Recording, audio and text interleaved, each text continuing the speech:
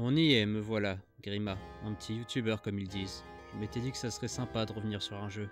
2001 qu'il est sorti. Tous ces trucs de rétro gaming, moi, ça m'a jamais vraiment parlé, je veux dire. Un bon jeu, c'est un bon jeu, qu'est-ce que j'en ai à foutre de quand il est sorti.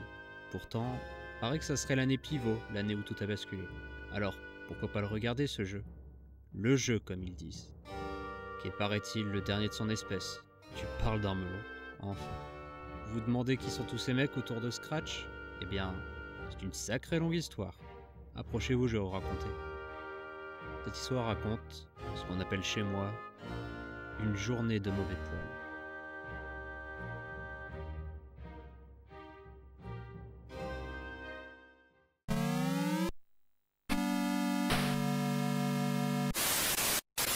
Kikou les pipous! Vous aimez Rareware? Évidemment vous aimez Rareware, qui ne l'aime pas? Les jeux Donkey Kong, les Banjo-Kazooie, les Perfect Dark, les... Je vous ai parlé de Donkey Kong? S'il y a une chose qui est aussi sûre que le studio est mort et enterré aujourd'hui, faut dire qu'oublier de mettre un système de sauvegarde complet dans son jeu, ça aide pas. He's dead. C'est que dans les années 90, on mangeait bien sale même, maman le poulet. Après, faut dire également que je suis client, la spécialité de Rare c'est les platformers 3D, les collectatons, les patounes. Et ça tombe bien, c'est mon genre de jeu préféré. Pas de scénar pété qui se prend pour du audiard, pas d'esthétique réaliste grise et morose, du pur gameplay, du pur skill, du fun immédiat en somme. Stylé comme l'histoire de France. Enfin bref, Rare c'était bien, et autant niveau platformer 3D, je vais pas critiquer Banjo 1 et 2 parce que même si ce sont d'excellents jeux qui n'ont pas pris une ride contrairement à ce que certains séditieux voudraient faire croire, la moindre micro-critique à leur rencontre me ferait immédiatement bifurquer du statut d'humain à celui de shawarma vivant. Je ne parlerai pas non plus de Banjo le moche parce que je n'ai malheureusement pas de 360. Croyez-moi bien pourtant, j'aurais adoré jouer à ce jeu non ironiquement, mais comme disent les Américains, c'est la vie. Reste donc Donkey Kong 64 et Conker. Ah oui, Conkers, ça tombait bien, ce jeu était dans ma liste de jeux à faire depuis... 2014? Ouais, quand même, je sais pas, j'ai essayé de le faire, mais je suis jamais allé bien loin. C'est l'occasion qui fait le lardon, comme on dit. Alors, c'est quoi Conkers? Sans déconner. Bon, résumé rapide de l'histoire de la création du jeu, de souvenirs, un flemme de faire des recherches. Fin des années 90, Rareware vient d'enchaîner disque d'or sur disque dur et est vu comme les King of the Hill des jeux de plateforme 3D. Il lance donc un nouveau projet, un jeu de plateforme tout mimi avec un écureuil kawaii. Ce à quoi le public leur répondront: Un poil! Non, pardon. C'est nul! La période coïncidant pile avec l'éclatement de la période de la bulle de création des jeux à mascotte, où les gens n'en pouvaient plus de se taper la même chose. De leur côté, Rare pagayait pour sortir le jeu, jonglant entre 10 000 idées et ne sachant pas trop quoi mettre. Les gars du studio finiront donc par tout foutre en l'air, péter un câble, faire un rodéo sauvage dans une maternelle, pisser sur des flics, insulter leur voiture avant de revenir au bureau et de se dire: les gars, j'ai une idée de génie. Ça parle de sexe! So say what you say, do what you do, but I'll always get more pussy than you. Bah oui, si t'es connu pour ton savoir-faire dans un genre et que t'arrives à un point de rupture dans celui-ci, va sur de la parodie. Ils annonceront donc une refonte totale du jeu, Conker, une journée de mauvais poil, version plus gore, plus vulgaire, plus tout. Résultat, Nintendo, qui jusque-là les voyait un peu comme les seuls occidentaux dignes de confiance, leur ont dit: c'est pas grave, je comprends. En fait, non. Le jeu a été boycotté par Big N et par le public au Japon, pendant qu'ailleurs, le jeu explosera tout en 2001 aux États-Unis. Alors non, le jeu est culte aujourd'hui, encensé comme le dernier jeu d'une ère évolue, comme le pinacle de ce que pouvait faire la Nintendo 64. Moi, comme j'ai dit, j'y avais jamais joué, et je me posais la question, est-ce que les gens en font des caisses, ou est-ce que this shit is hard comme on dit? À une ère où Astro Boy a fait un carton et où tout le monde l'a encensé pour être justement une renaissance de ce genre qu'on croyait mort, même si certains lui reprochent de n'être qu'une version 2024 d'un jeu de 2003, bah oui. Et après, ça seront les mêmes qui se plaignent que le jeu vidéo sans crasse et sans lisse, hein, mais bon. Du coup, j'aimerais vous demander, messieurs, mesdames, damoiseaux, damoiselles, compagnons à 4 pattes, à 2, voire à 3, est-ce que vous avez joué à Conkers? Non, je veux pas dire regarder un let's play, je veux pas dire regarder des cinématiques du jeu, je veux dire jouer. Jouer réellement à ce putain de Conkers. Pourquoi je demande ça? Mais parce que la douche froide! Waouh! Je veux dire waouh! J'en ai eu des déceptions dans ma vie de joueur, hein. No More Heroes 3, Shin Megami Tensei 3, Shin Megami Tensei 3, Lycéen Édition, pas le remake, l'original de merde, Kingdom Hearts 3, Pirate Warrior 3, il doit y avoir un truc avec le chiffre 3. Même Catherine Full Body en fait, ouais ça rentre dans l'eau, et rentrer dans l'eau. Je veux dire, je suis fan de Sonic! En fait pas vraiment, je me reconnais pas dans la définition de fan, mais voilà, hein, c'est juste pour faire plus simple. Je suis habitué à être triste, mais là, ce jeu m'a donné envie de faire des choses que je ne citerai pas de peur de devoir être entendu par la DGSE. Je prendrai les choses en main. Je plaisantais de l'humour. Je le ferai quand même. Te fais marcher, mon vieux. Non, je suis sérieux. Non, en fait, je vais vraiment le faire. Bon, on commence. Parlons déjà des bons points. Premièrement, machallah, c'est beau! Alors, tout le train-train habituel, non mais aujourd'hui c'est sûr, mais bon, à l'époque, hein, vous comprenez.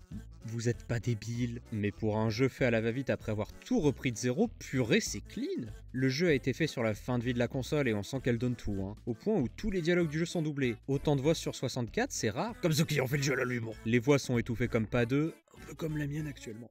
Et t'as l'impression que les mecs chuchotent pour pas réveiller leurs parents, sûrement par l'imitation technique, quoi qu'il y a une chanson dans le jeu et qu'elle a pas cet effet, donc je sais pas. Mais dans tous les cas, énorme respect, en plus ça donne justement un cachet supplémentaire, genre j'adore comment parle le professeur.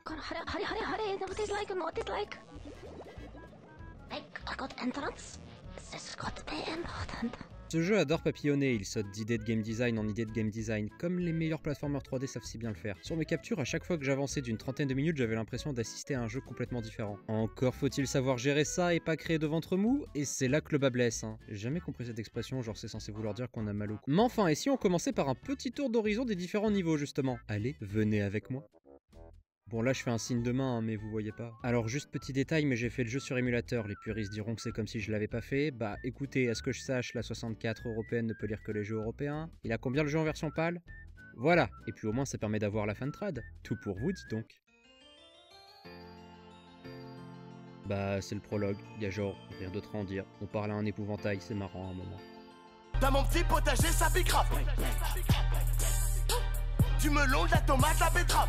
Les premiers problèmes arrivent. Alors vu que le jeu jongle et ne reste pas en place, je vais énormément illustrer par l'exemple. Désolé si ça donne un côté un peu trop exhaustif à la vidéo. En plus de forcément anesthésier le côté comique, mais c'est pour moi le meilleur moyen. On doit à un moment ramener du fromage à un rat pour qu'il explose et arrête de péter. Je parlerai de l'humour après. Sauf qu'on doit faire plusieurs allers-retours pour aucune réelle raison. Le fromage n'arrête pas de gueuler.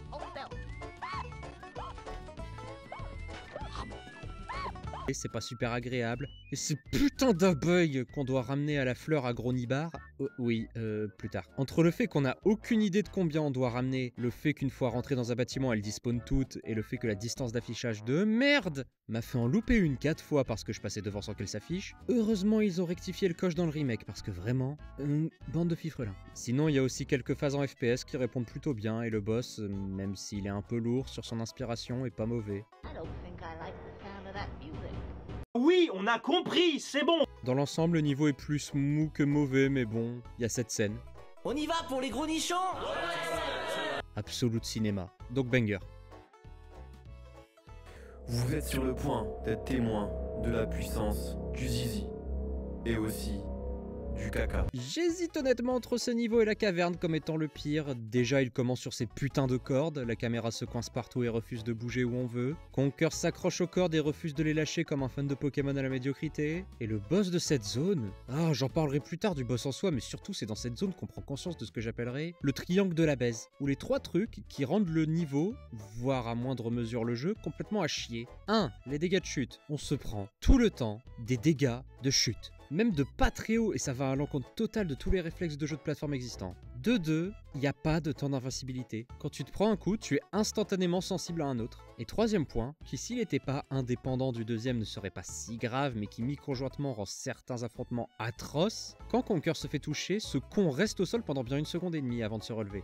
Autrement dit, on se fait toucher, Conker tombe, le temps de se relever il se refait toucher, le coup nous emmène loin, et si on est en hauteur, on tombe et bim, triple shot, dégâts de chute. Ou comment, sur un simple coup, niquer la moitié de la barre de vie. Et sur la deuxième moitié du jeu où certains ennemis commencent à mettre 2/6 à chaque coup au lieu d'un, je vous laisse imaginer. Si on couple ça à certaines hitbox qui sont aussi généreuses pour vous que contre vous, on arrive à des situations tellement plaisantes. Heureusement je suis malade, je peux pas gueuler. Ah, et il y a la montagne de merde qui chante que tout le monde connaît. Techniquement il arrive plus tard dans le jeu, mais je le mets dans cette section. Keep this lovely grin, lovely grin. Plus jamais tu fais ça toi. Du coup, niveau à chier, absence de game design, absence de boss design, ils se sont dit LOL, le caca. Problème, ça fait pas un jeu. Next.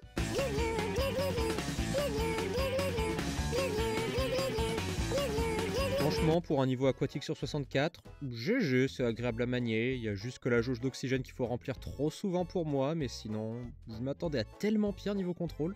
Dommage qu'à côté il y ait juste pas de niveau, mais bon, ils se sont dit, si on faisait un niveau aquatique, ils en ont fait un. Au moins ils ont eu la décence de le rendre court. Ah également il possède le boss le plus chiant et le moins inspiré du jeu, mais lui aussi j'y reviendrai. Ouais ça fait beaucoup de plus tard je sais, mais il y a beaucoup à dire. Poussez-vous, excusez-moi. Pardon. Poussez-vous, excusez-moi. Pardon. Poussez-moi, excusez-vous. Malheureusement c'est aussi à ce niveau-là du jeu que celui-ci justement abandonne sa zone semi-ouverte pour des niveaux un poil plus refermés et qui du coup oublie aussi qu'il est un jeu de plateforme. Rare d'un coup a dit qu'il allait en faire un jeu de semi-énigme aventure, avec un peu de plateforme par-ci par-là. J'ai pas vraiment d'autres jeux avec qui comparer, si ce n'est un peu les phases dans le monde réel dans le premier Psychonauts, mais en pire. J'avoue très humblement être une quiche en point and click, mais là...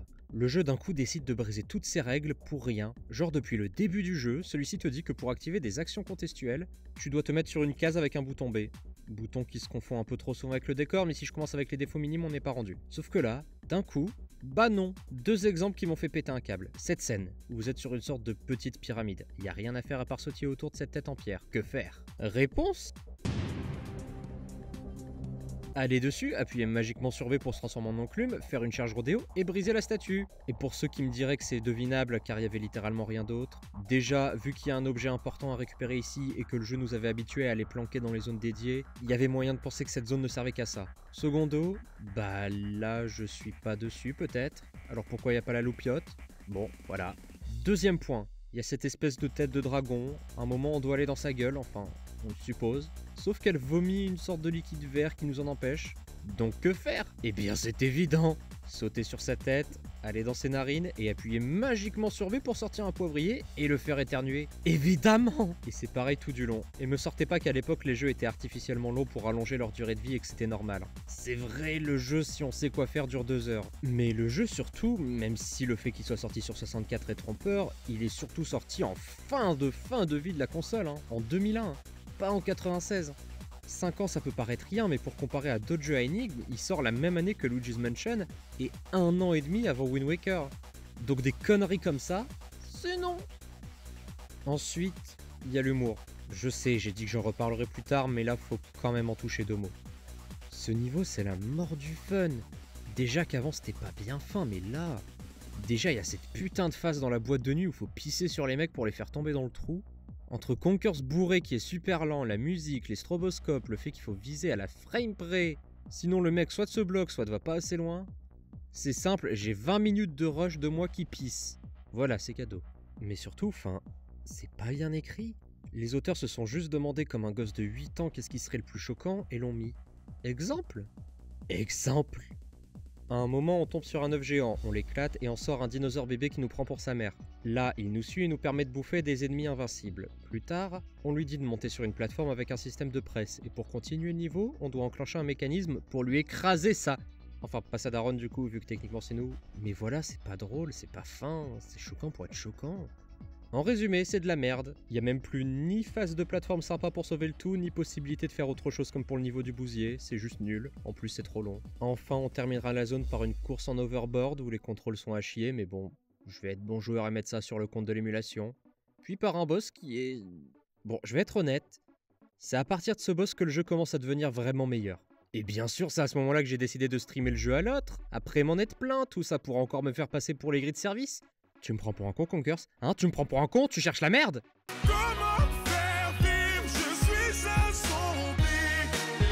J'aime beaucoup ce niveau, il y a des problèmes comme tout le reste, mais déjà il y a une ambiance qui est vraiment bonne, on retrouve 2 des meilleurs persos du jeu.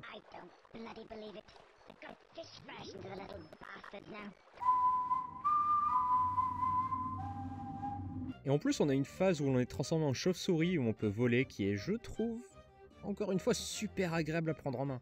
Le bémol, c'est que tout le niveau est assez court.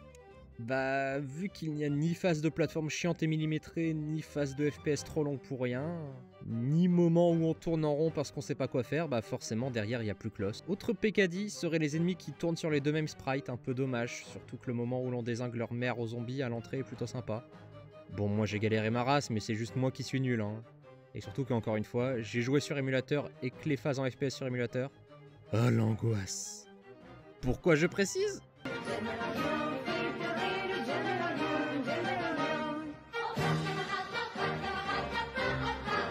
On arrive à la fin. Il y a la guerre contre les T10, des nounours allemands d'une certaine obédience des années 30-40.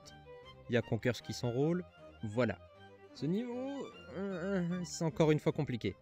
Parce que cette fois-là, fini le niveau de plateforme, fini le jeu d'aventure énigme, on passe sur du TPS infiltration. Sur une console native, ça doit être pas si mauvais, je suppose. Moi, j'ai voulu mettre fin à ma session à peu près toutes les 5 minutes. Voire pas que ma session. Déjà, c'est long. C'est clairement le niveau le plus long de tous, et autant les phases en extérieur, ça va encore. Autant les moments dans les bunkers où on doit rafaler de la pluche, c'est chiant, c'est long, c'est pas précis. Et surtout, c'est dur, putain, il y a 1 million d'ennemis, ils font mal les niveaux précédents qui en cache-misère de leur difficulté mal gérée te foutaient des vies partout. Bah là, débrouille-toi. Et puis, vous vous rappelez quand je parlais du manque de temps d'invincibilité entre deux coups?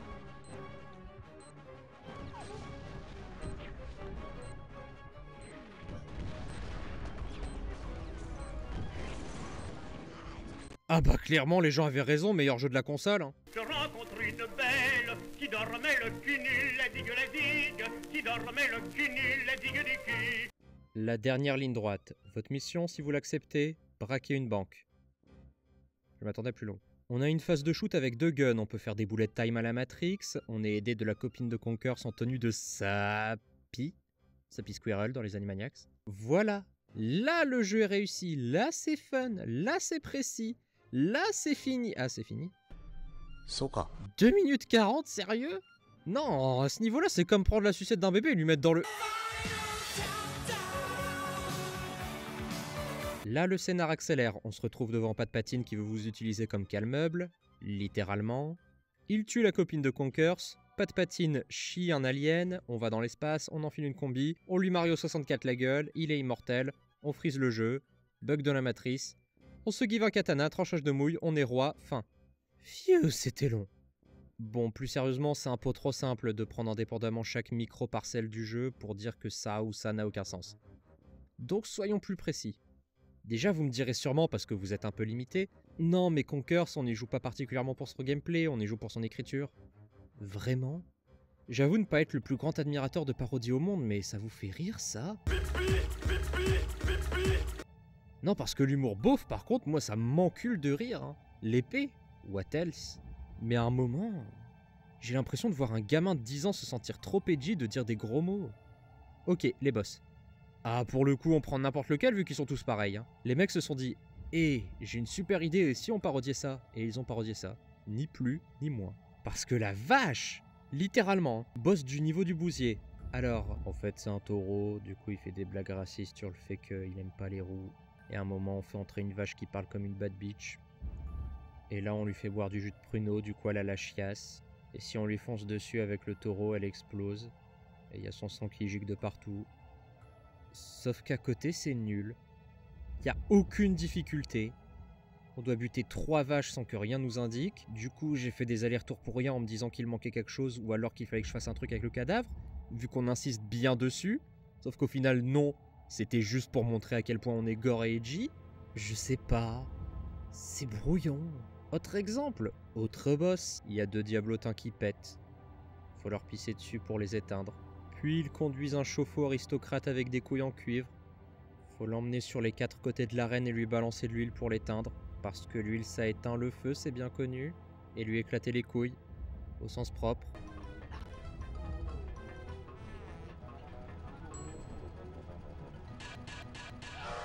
C'est marrant la première fois, les 3 autres c'est juste chiant, aucune difficulté, je sais même pas comment c'est possible de se faire toucher. À chaque fois l'action est coupée par une cinématique trop longue. Chose que le jeu adore faire ça, hein, couper les boss avec des cinématiques trop longues. Le seul intérêt du boss c'est que c'est un aristo à grosses couilles. Et encore une fois, comprenez-moi bien, hein, je fais pas mon rabat-joie. Les aristos à grosses couilles c'est extrêmement drôle. Hein. Mais un jeu c'est du gameplay, si tu mets des montagnes russes toutes plates avec sur les côtés des enceintes qui te balancent les meilleures vannes de Bigard, ça te fera un bon spectacle, mais les montagnes russes seront pétées. Pareil pour la vulgarité verbale, franchement, faire un jeu cartoon où tous les persos sont racistes, libidineux et homophobes, c'est frais, hein. Pour le jeu vidéo en tout cas. Et je comprends l'intérêt, mais même si sur la deuxième moitié ça se calme énormément, soyons honnêtes, au début c'est un florilège. Ça sait pas faire une phrase sans mettre un enculé, tapette, pédé, tarle. Surtout si c'était pour censurer tout derrière, je vois pas l'intérêt. Alors ok, paraît que c'est Nintendo qui a fait chier pour censurer, je veux bien le croire, mais dans ce cas-là, pourquoi c'est un gros mot sur 2 et pas spécialement les pires? En plus, ça rend juste certains dialogues impossibles à suivre. En fait, ça va faire mal, et je veux heurter aucun fan du jeu en disant ça, mais niveau écriture, Si vous considérez ces deux jeux comme étant des jeux de merde avec une écriture gênante, pas drôle et se croyant au-dessus de la masse, alors vous devez, je pense, penser la même chose de Conkers. Parce qu'il n'y a aucune différence. Il y a des rêves plaisantes, bien sûr, la scène d'intro qui est devenue culte, c'est mérité franchement. Avec une référence évidente à Power de Kanye West. J'en demande peut-être beaucoup à un jeu de 2001 et je voudrais pas juger celui-ci par le biais des années 2020. Surtout avec la vague d'excellents jeux méta qu'on a eu récemment, mais juste faire un truc débile et faire en sorte que ton personnage regarde la cam en sortant « Putain mec, les développeurs ils ont pris de la gueule de ou quoi Koubé ? Cringe sale MDR !» C'est pas drôle. Il y a moyen de faire un jeu réellement méta et qui brise les règles des jeux de plateforme. Rien qu'à cette période, Mother 2 et Metal Gear Solid, niveau méta ça allait plus loin et c'était mieux fait. Si je fouillais un peu, je pourrais sans problème trouver des dizaines de jeux PC d'aventure énigmes dans la même tranche, je suis sûr. Même Banjo, alors que c'était même pas la volonté du jeu, avait des meilleures vannes et était plus acéré. Enfin, quelques années plus tard, Rareware se fera racheter par Microsoft, afin de devenir leur pute, leur promettant même un remake non censuré du jeu, la bonne blague, celui-ci sera finalement encore plus. Et Rareware passera du statut de dieu des jeux de plateforme à SDF du jeu vidéo, qui tapine pour faire des jeux Viva Pignata et Kinect, en espérant qu'Everwild soit mieux. MDR. Moi, en attendant, je vais aller me défouler pour évacuer la frustration. De maintenant, responsable de mes actes.